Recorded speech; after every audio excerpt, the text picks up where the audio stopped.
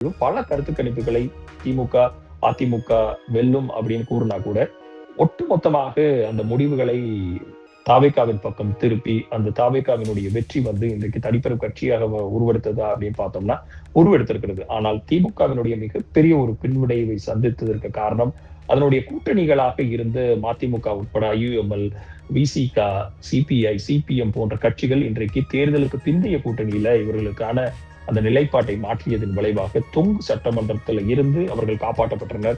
இன்றைக்கு காங்கிரஸ் உள்ளிட்ட கட்சிகளினுடைய முதுகுல குத்துற தன்மையை இன்றைக்கு திமுக வெகு வாரியாக அரசியல் களத்துல அதை கூர்ந்து கவனிக்க ஆரம்பிச்சிருக்குது.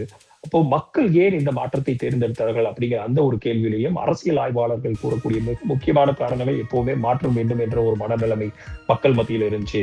ஆனா அந்த மாற்றம் நடைபெற இருக்கிற இந்த 50 நாள் அரசாங்கத்துல அப்படின்னு பார்த்தோம் அப்படின்னா விஜய் அவர்களுடைய தனிப்பட்ட இமேஜும் இளைஞர்களுடைய பெரும் ஆதரவையும் பெற்று முதல் முறையாக வாக்களித்த வாக்காளர்கள் 2 பெரிய கட்சிகள் மீது ஏற்பட்டிருந்த ஒரு சோர்வு எல்லாத்தையும் துடைத்து எறிந்து இந்த 5 காரணங்களும் சேர்ந்துதான் தமிழக அரசியலை இன்றைக்கு தலைகீழாக மாற்றி இருக்கிறது. ஆனால் ஆட்சி அமைந்த சில வாரங்களிலேயே புதிய பிரச்சனைகள் ஆரம்பமானது. அதுல திமுக கூறியது இந்த அரசு நிலைக்காது, மீண்டும் தேர்தல் வரலாம் என்று. மறுபுறம் தாவேகா கூறினது என்னன்னா, திமுக தான் எங்கள் MLA விலைக்கு வாங்க முயற்சி செய்கிறார்கள் அப்படிங்கிற பெரிய குற்றச்சாட்டுகளை வைத்துக் கொண்டிருக்கிறார்கள்.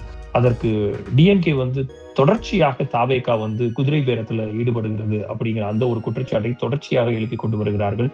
இதை வைத்து கவர்னர் அவர்களுக்கும் ஒரு புகார் கடிதத்தையும் அனுப்பிச்சு இருக்கிறார்கள்.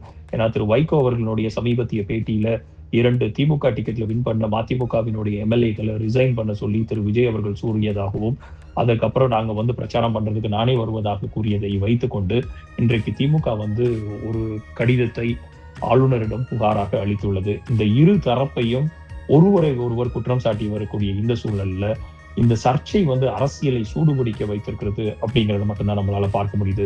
இந்த ரீல்ஸினுடைய முழு வீடியோ த லீடர்ஸ் தமிழ் யூடியூப் சேனலில் கண்டுகளியுங்கள்.